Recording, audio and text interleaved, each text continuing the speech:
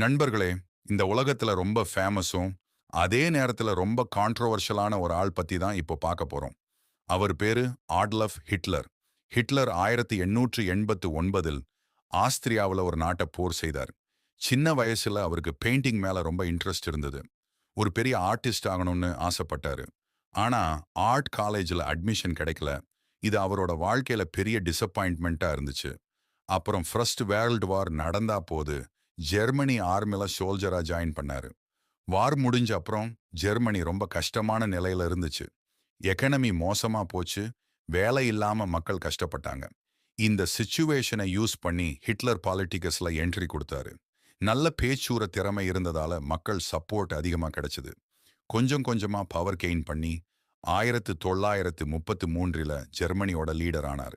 Leader ஆனதுக்கு அப்புறம் ஜெர்மனில roads, factories, jobs நியூப்பலா developments பண்ணினாரு.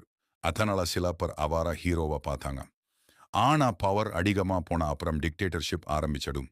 Hitler தன்னோட கருத்துக்கு எதிரா இருக்கிறவங்கள பனிஷ் பண்ண ஆரம்பிச்சாரு. குறிப்பாக யூஸ் மேல வெறுப்பு காட்டினார். அதனால மில்லியன்ஸ் ஆஃப் யூஸ் மற்றும் வேற பல மக்கள் கொல்லப்பட்டாங்க. இந்த சம்பவம் தான் ஹோலோகாஸ்ட்னு அழைக்கப்படுது.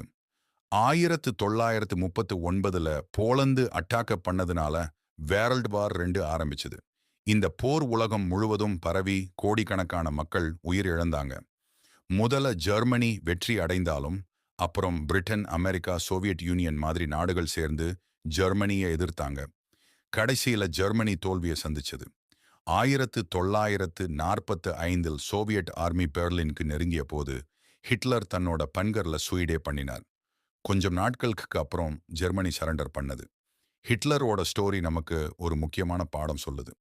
திறமையும் லீடர்ஷிப்பும் இருந்தாலும் அதை தப்பான வழியில் யூஸ் பண்ணினால் அது உலகத்துக்கு பெரிய அழிவை ஏற்படுத்தும். ஹிஸ்டரியில நீங்க கேட்க விரும்புற அடுத்த லீடர் யாரு? கமெண்ட்ல சொல்லுங்க.